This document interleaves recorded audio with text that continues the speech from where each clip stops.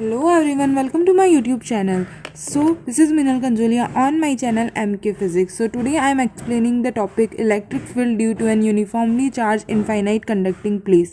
जैसा कि हम हमारे प्रीवियस वीडियो में electric field due to an non conducting sheet explain कर चुकी थी अच्छे से, तो आज हम पढ़ेंगे electric field due to an conducting plate. So for a uniformly conducting और नॉन कंडक्टिंग में डिफरेंस क्या है. मतलब पहले भी प्रीवियस वीडियो में जो नॉन कंडक्टिंग शीट की वजह से इलेक्ट्रिक फील्ड ने हमने कैलकुलेट की थी, उसका लिंक आपको डिस्क्रिप्शन बॉक्स में मिल जाएगा. ठीक है, सो उसे पढ़ने के बाद ही आप ये टॉपिक अच्छे से समझ सकते हैं. तो अब हमने यहाँ पे लिखा है for a uniformly charge infinite conducting plate the electric field is directed normal to the plate as in case of a uniformly charge non conducting sheet. ठीक है, तो इससे हमें क्या समझ में आता है. इससे हमें ये समझ में आता है कि इलेक्ट्रिक फील्ड की जो डायरेक्शन होगी, वो जो यूनिफॉर्म कंडक्टिंग प्लेट में जो इलेक्ट्रिक फील्ड की डायरेक्शन होगी वो वही होगी जो कि नॉन कंडक्टिंग शीट के केस में थी. ठीक है, तो इसके लिए आपको पहले नॉन कंडक्टिंग शीट का केस पढ़ना पड़ेगा, तभी आप कंडक्टिंग शीट का केस अच्छे से समझ पाएंगे. ठीक है, तो मैं आज आपको थोड़ा सा और एक्सप्लेन कर देती हूँ कि हमने प्रीवियस वीडियो में क्या पढ़ा था. ठीक है, तो हमने पढ़ा था कि जो नॉन कंडक्टिंग शीट होती है उसमें क्या होता है, उसमें चार्ज जो होता है वो यूनिफॉर्मली डिस्ट्रीब्यूट होता है पूरी शीट के अंदर. ठीक है, नॉन कंडक्टिंग शीट के अंदर. ठीक है, बट अब कंडक्टिंग और नॉन कंडक्टिंग में डिफरेंस क्या है. तो जो नॉन कंडक्टिंग है उसमें जो चार्ज होता है वो यूनिफॉर्मली डिस्ट्रीब्यूट होता है. ठीक है, और कंडक्टिंग शीट कैसी होती है. कंडक्टिंग शीट के केस में क्या होता है, अगर हम देखें तो कंडक्टिंग शीट के केस में क्या होता है, कंडक्टिंग शीट के केस में जो चार्ज होता है वो कहाँ पे होता है, चार्ज ओनली सरफेस पे होता है. ठीक है, तो कंडक्टिंग और नॉन कंडक्टिंग में जो डिफरेंस है वो सिर्फ यही है कि कंडक्टिंग के केस में जो चार्ज होता है वो सिर्फ सरफेस पे होता है, but in case of non conducting जो चार्ज होता है वो कहाँ होता है, पूरी यूनिफॉर्मली डिस्ट्रीब्यूट होता है, मतलब अंदर भी चार्ज होता है. बट कंडक्टिंग के केस में क्या होता है, कंडक्टिंग के केस में चार्ज सिर्फ सरफेस पे ही होता है. ठीक है, यही एक डिफरेंस है कंडक्टिंग और नॉन कंडक्टिंग शीट में. ठीक है, तो अब जैसे हमने देखा था कि नॉन कंडक्टिंग शीट में, जो कि आपको प्रीवियस वीडियो देखनी पड़ेगी उसके लिए, जो हम डायरेक्शन निकाल रहे थे इलेक्ट्रिक फील्ड की, वो क्या थी, वो डायरेक्शन थी नॉर्मल टू द शीट. मतलब ये वाली डायरेक्शन थी, एक्स एक्सिस की डायरेक्शन थी इस शीट के नॉर्मल. ठीक है, तो वही जो डायरेक्शन है वो कंडक्टिंग के केस में भी है, क्योंकि हमने जिस तरह कैलकुलेट की थी डायरेक्शन. ठीक है, हमने जिस तरह डायरेक्शन कैलकुलेट की थी वो क्या था, हमने यहाँ पे एलिमेंट माने थे, फिर उनकी अलग अलग उनके कंपोनेंट लिए थे, फिर कंपोनेंट लेने के बाद हमने कैलकुलेट की थी. वो आपको प्रीवियस वीडियो देखनी पड़ेगी उसके लिए. ठीक है, तो जो इलेक्ट्रिक फील्ड की डायरेक्शन है वो नॉन कंडक्टिंग शीट के केस में एक्स एक्सिस की तरफ है, और कंडक्टिंग शीट के केस में भी क्या होगी, एक्स एक्सिस की तरफ. ठीक है, अब हम क्या करेंगे, अब हमें इलेक्ट्रिक फील्ड कैलकुलेट करनी है. तो इलेक्ट्रिक फील्ड कैलकुलेट करने के लिए जो हम मेथड अभी तक अप्लाई करते आए हैं वो क्या है, गॉसियन सरफेस मानना, एक इमेजिनरी गॉसियन सरफेस अज्यूम करना. फिर हम क्या करते थे, फिर उस गॉसियन सरफेस के थ्रू इलेक्ट्रिक फ्लक्स कैलकुलेट कर रहे थे. ठीक है, तो आइए देखते हैं. ये जो कंडक्टर है ये किस तरह का कंडक्टर है, एक इनफाइनाइट कंडक्टर है. ठीक है, एक इनफाइनाइट शीट है. इनफाइनाइट शीट पे क्या होगा, अब हम गॉसियन सरफेस अज्यूम करेंगे. अब हम गॉसियन सरफेस किस तरह का अज्यूम करेंगे, इस तरह का. ठीक है, ये जो होगा हमारा सिलेंड्रिकल गॉसियन सरफेस. ठीक है, ये जो सिलेंड्रिकल गॉसियन सरफेस है ये हम अज्यूम करेंगे. ठीक है, अब इस गॉसियन सरफेस की 3 सरफेसेस हैं. एक तो ये फर्स्ट वाली S1, second S2, third is S3. ठीक है, 3 कर्व्ड सरफेसेस हैं इस गॉसियन सरफेस की. अब हम क्या करेंगे, अब हम इलेक्ट्रिक फ्लक्स कैलकुलेट करेंगे हर एक सरफेस के थ्रू हम इलेक्ट्रिक फ्लक्स कैलकुलेट करेंगे, और उसी की हेल्प से हम इलेक्ट्रिक फील्ड भी कैलकुलेट करेंगे. ठीक है, but before starting our derivation हमें इसको अच्छे से एक्सप्लेन करना पड़ेगा एग्जामिनर को. तो हम इसकी लैंग्वेज लिख लेते हैं आराम से.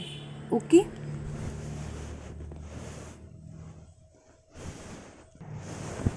ठीक है, तो अभी तक जो हमने यहाँ पर लिखा वो हम देख लेते हैं. To calculate the electric field we assume a cylindrical Gaussian surface. ठीक है, हमें कंडक्टिंग शीट की वजह से इलेक्ट्रिक फील्ड कैलकुलेट करनी है. उसके लिए हमने सबसे पहले एक गॉसियन सरफेस अज्यूम किया. किस तरह का गॉसियन सरफेस अज्यूम किया, सिलेंड्रिकल. ठीक है, ऑफ लेंथ आर. जो ये गॉसियन सरफेस है इसकी जो लेंथ है वो कितनी है, आर. ठीक है, now the surface charge density of the plate is sigma. जो सरफेस चार्ज डेंसिटी है इस प्लेट की वो कितनी है, सिग्मा। ठीक है, तो जो टोटल चार्ज हो जाएगा, टोटल चार्ज इस प्लेट के लिए क्या हो जाएगा, टोटल चार्ज क्या हो जाएगा इस प्लेट के लिए, सिग्मा ds, सिग्मा s। ठीक है, surface charge density into surface area, ये हो जाएगा इसके लिए टोटल चार्ज। ठीक है, अब हम अलग अलग सरफेस अज्यूम करते हैं। ठीक है, तो सबसे पहले हम देखते हैं इलेक्ट्रिक फ्लक्स क्या होता है। इलेक्ट्रिक फ्लक्स अगर हमने देखा था तो क्या होता है, phi is equals to E dot D S. E dot D S, तो डॉट की जगह क्या आ जाएगा, कॉस थीटा। और हमें क्या देखना पड़ेगा, इलेक्ट्रिक फील्ड और सरफेस एरिया वेक्टर के बीच में एंगल। ठीक है, तो अब हम तीनों सरफेस की एरिया वेक्टर और इलेक्ट्रिक फील्ड के बीच में एंगल देख लेते हैं। ठीक है, तो सपोज ये हमारा एक गॉसियन सरफेस है। ठीक है, इस तरह का हमारे पास गॉसियन सरफेस है। तो अगर हम एरिया वेक्टर देखें तो इस सरफेस का जो एरिया वेक्टर होगा वो इस डायरेक्शन में होगा, इस सरफेस का जो एरिया वेक्टर होगा वो इस डायरेक्शन में होगा। और ये जो सरफेस है इसमें अगर हम ये छोटी सी सरफेस अज्यूम करें तो इसका जो एरिया वेक्टर होगा वो इस डायरेक्शन में होगा। ठीक है, एरिया वेक्टर हमने देख लिया। और इलेक्ट्रिक फील्ड की जो डायरेक्शन हमने पहले देखी थी वो क्या थी, एक्स एक्सिस की तरफ, नॉर्मल टू द शीट। तो इलेक्ट्रिक फील्ड की डायरेक्शन ये है, इस केस में इलेक्ट्रिक फील्ड की डायरेक्शन ये है, और इस सरफेस में इलेक्ट्रिक फील्ड की डायरेक्शन कौन सी है, ये वाली। ठीक है, ये हो गई हमारी इलेक्ट्रिक फील्ड की डायरेक्शन। ठीक है, तो हमें थीटा पता चल गया। इस केस में जो थीटा है वो कितना है, 0 डिग्री, और इस केस में जो थीटा है वो कितना है, 90 डिग्री, और इस केस में जो थीटा है वो कितना है, 0 डिग्री। ठीक है, तो अगर हम देखें अब हमें इलेक्ट्रिक फ्लक्स, जो टोटल फ्लक्स होगा वो क्या होगा, तीनों सरफेस की वजह से, तीनों सरफेस का सम। ठीक है, तो अब हम अगर यहाँ पर देखें कि फाई टोटल जो होगा, फाई टोटल क्या होगा, phi 1 plus phi 2 second surface की वजह से प्लस फाई थर्ड सरफेस की वजह से। ठीक है, तो अगर हम फाई कैलकुलेट करें तो क्या होगा, ई डॉट डी एस, फर्स्ट जो है ई फर्स्ट सरफेस की वजह से क्या होगा, E D S cos theta. ठीक है, जो थीटा है वो 0 डिग्री है, थीटा जो है 0 डिग्री है, बट इस केस में जो है इलेक्ट्रिक फील्ड कितनी है, 0। इलेक्ट्रिक फील्ड इस केस में 0 है, थीटा तो 0 है तो थीटा का कोई फ़र्क नहीं पड़ेगा जो, पर इस केस में क्या है, चार्ज सिर्फ सरफेस पे है, और ये वाला जो पोर्शन है ये क्या है, कंडक्टर के अंदर। तो सबसे इम्पॉर्टेंट चीज़ जो कंडक्टर में याद करने की वो है कि कंडक्टर के जो अंदर है कोई इलेक्ट्रिक फील्ड नहीं होती है, कंडक्टर के अंदर कोई भी इलेक्ट्रिक फील्ड नहीं होती है, चार्ज सिर्फ सरफेस पे होता है। तो इलेक्ट्रिक फील्ड भी कहाँ होगी, बाहर, क्योंकि चार्जेस की वजह से ही तो इलेक्ट्रिक फील्ड होती है ना। ठीक है, तो इलेक्ट्रिक फील्ड जो है इस केस में 0 होगी, इसीलिए जो फ्लक्स होगा फर्स्ट के केस में वो कितना होगा, 0। ठीक है, अब हम सेकंड सरफेस की वजह से देखते हैं। तो सेकंड सरफेस की वजह से क्या होगा, इलेक्ट्रिक फील्ड और एरिया वेक्टर की डायरेक्शन परपेंडिकुलर है। तो यहाँ पर जो कॉस की वैल्यू है वो कितनी है, सेकंड सरफेस की वजह से ई डी एस कॉस 90 है यहाँ पर वैल्यू। ठीक है, तो कॉस 90 की वैल्यू 0 होती है, ये हम सब जानते ही हैं। तो ये भी जो हो जाएगा क्या हो जाएगा, 0। तो जो इलेक्ट्रिक फ्लक्स है वो किसकी वजह से, ओनली थर्ड सरफेस की वजह से है। ठीक है, ये हमें पता चल गया थर्ड सरफेस की वजह से है। अब वो कितना है, क्या है, ये हम आगे देखते हैं। ठीक है, तो अब हमने कंक्लूजन क्या निकला कि जो फ्लक्स है, फ्लक्स टोटल किसकी वजह से, ओनली थर्ड सरफेस की वजह से। ठीक है, और थर्ड सरफेस की वजह से जो होगा वो कितना होगा, integration of third surface E dot D S. ठीक है, तो एरिया अभी हम सिर्फ ए मान लेते हैं, क्योंकि एरिया क्या होगा, इस तरह का वो जो सरफेस है उसका एरिया क्या होगा, पाई आर स्क्वायर, उसकी जो रेडियस होगी। ठीक है, तो अभी हम वो सरफेस सिर्फ ए मान लेते हैं।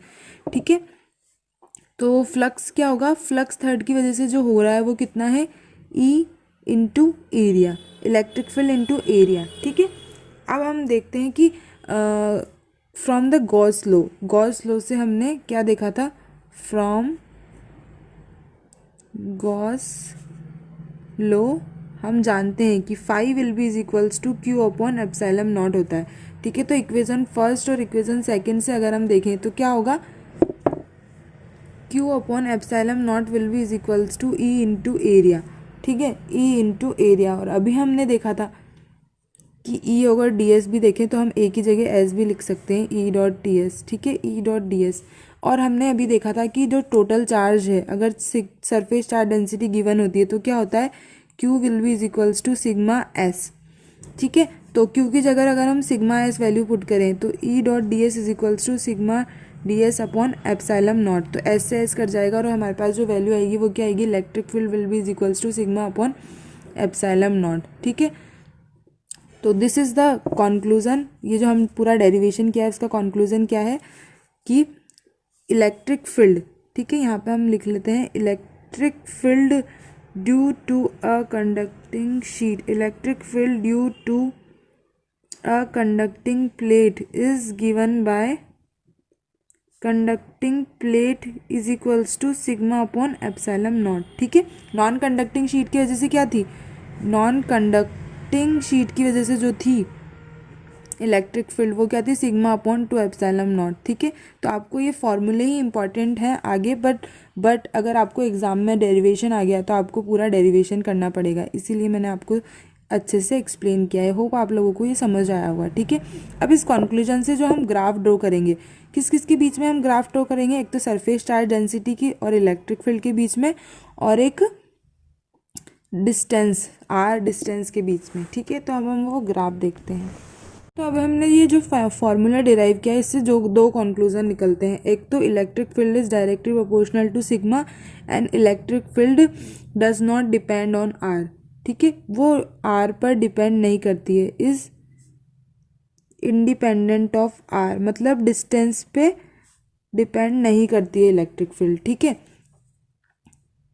तो अगर हम देखें ग्राफ ड्रॉ करें, ठीक है, इलेक्ट्रिक फील्ड और सरफेस चार्ज डेंसिटी के बीच में, तो वो कैसा होगा, स्ट्रेट लाइन, क्योंकि यहाँ पे डायरेक्टली प्रोपोर्शनल का एक रिलेशन है। ठीक है, और अगर हम आर और ई के बीच में देखें तो क्या होगी, आर और ई के बीच में, ठीक है, तो अब हम जो आर और ई के बीच में तो कोई रिलेशन ही नहीं है अगर हम कंडक्टिंग शीट के केस में देखें।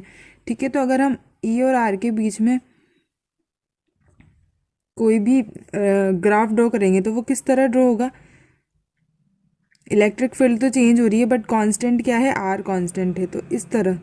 ठीक है, क्योंकि आर जो एक बार डिसाइड हो गया वही रहेगा, वो चेंज नहीं हो रहा है, चेंज होगी इलेक्ट्रिक फील्ड बट आर के केस आर चेंज नहीं होगा। ठीक है, नाउ अब हम इस फॉर्मूले से रिलेटेड एक एग्जांपल देख लेते हैं। ठीक है, जो कि आपकी एनसीईआरटी बुक का ही एग्जांपल है।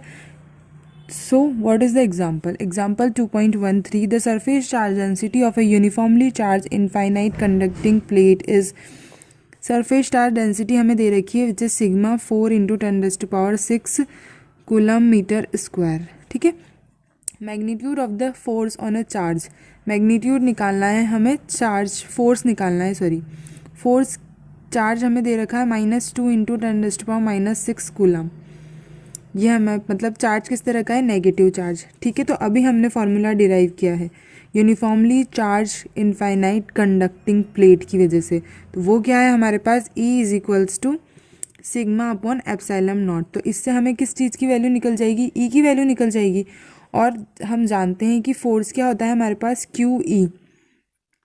ठीक है, ये हम बहुत स्टार्टिंग में पढ़ चुके हैं, जो फोर्स होता है वो क्या होता है, charge into electric field, QE होता है। ठीक है, तो अब हम यहाँ पे E की वैल्यू पुट करेंगे तो क्या आएगा, Q sigma upon epsilon naught. तो इन सब की जब आप वैल्यू पुट करेंगे तो चार्ज क्या है यहाँ पे, 2 into 10⁻⁻6 into sigma 4 into 10⁻6 divided by epsilon not की वैल्यू विच इज़ 8.85 into 10⁻11। ठीक है, तो जब आप इसे सॉल्व करेंगे तो आपके पास जो वैल्यू आएगी वो क्या आएगी, 0.903 न्यूटन। ये क्या हो गया, फोर्स की जो यूनिट होती है वो कितनी होती है, न्यूटन, फोर्स की यूनिट होती है न्यूटन। ठीक है, तो ये हो गया हमारा आंसर। जैसा कि जब आप इसको सॉल्व करेंगे तो आपके पास यही आंसर निकल के आएगा। अब हम देखते हैं कि फोर्स किस टाइप का है, मतलब फोर्स का नेचर कैसा है। तो नेगेटिव चार्ज है, नेगेटिव चार्ज है तो फोर्स कैसा होगा, अट्रैक्टिव फोर्स होगा, क्योंकि चार्ज हमें यहाँ पे कैसा दे रखा है, नेगेटिव चार्ज दे रखा है। ठीक है, तो फोर्स किस तरह का होगा, अट्रैक्टिव फोर्स होगा। सो यहाँ पे हमारा टॉपिक ख़त्म होता है। Please like share and subscribe my channel for more videos. Thank you.